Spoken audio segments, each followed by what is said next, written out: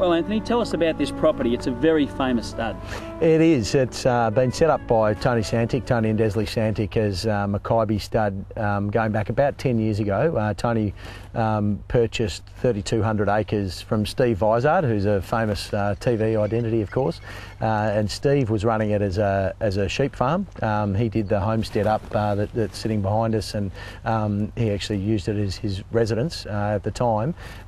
Tony reshaped it to be office and residence, and got rid of all the sheep fencing, got rid of the wool sheds, and set up horse fencing left, right and centre, and horse facilities which are second to none in Victoria, possibly Australia. I suppose there's a couple of farms that might argue that, but it is a state-of-the-art facility that he spared no expense on. We were lucky enough nearly 12 months ago to start negotiations with Tony. He's had decided that he wanted to downsize.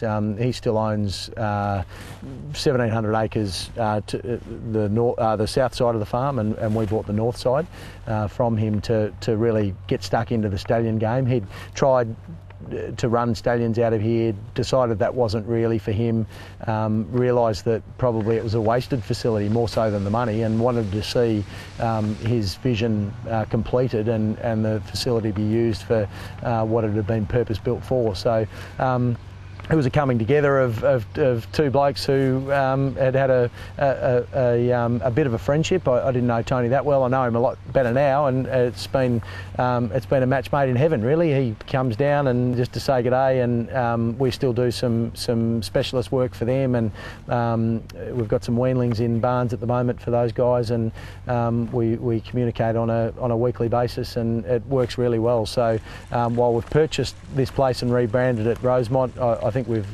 held up the integrity of what Tony and Desley Santic were hoping to achieve, and that is a really top-class premium horse stud, and that's how we intend to use it for a lot of years to come. Well, Anthony, you have some top mares here on the property. Tell us about the beautifully bred Angel Mouse. Yeah, she's a lovely mare that we were able to pick up last year, specifically for Toorak Toff. She's one of those medium-sized mares that we hope will really suit him on type. She's by Redute's Choice, which no better up-and-coming broodmare sire than Redute's Choice at the moment. So royally related, as you mentioned. She's her own damn house mouse, is the three-quarter sister to some big-name horses in Don Eduardo, Octagonal, Millwad and Shower of Roses. So yeah, that famous 8-carat family, we were pretty keen to tap into that, as most breeders would be, and she was secured from Woodnook Farm last year, specifically to go to Toorak Toff. Well, Anthony, tell us about joint Aspiration. She's a lovely mare. She's a beautiful specimen. She's a pivotal mare that I purchased in France a couple of years ago. She was in foal to Fastnet Rock, and it was probably before Fastnet Rock had really got some serious traction in Europe. Everyone was on probably a holding watch on Fastnet Rock. He's poked his head up through and gone through the ceiling, as we all know, since then. So that colt, quite interestingly, is in France at the moment, being prepped up for the Tats sales in October. He'll go Tats Book 1, which is, I suppose, a significant moment for all breeders to breed a yearling good enough to get into the Tats Book 1 sale, but he's an absolutely stunning colt, and Joint Aspiration herself, a pivotal stakes winning mare from the family of Red Clubs, who was, I think he was champion first season stallion in Europe for Winners, his season a couple of years ago. Ill-fated, unfortunately not with us anymore, Red Clubs, but gee, she's a lovely mare for Toorak Toff, and really excited about the speed on speed factor here with Pivotal and the Son of Show Heart, Toorak Toff. So can't wait. It's probably one of the mares that I'm most looking forward to seeing her first Southern Hemisphere foal.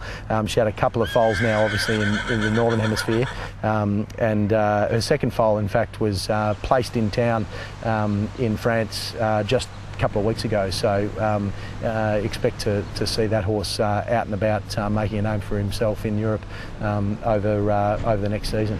Well, what can you tell us about Vinor?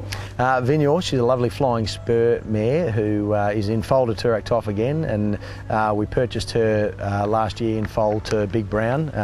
She had a lovely colt, Chestnut Big Brown, which is all a bit confusing given the name of the stallion, but lovely horse, and really looking forward to presenting him at perhaps Melbourne Premier, maybe even Magic Millions in January.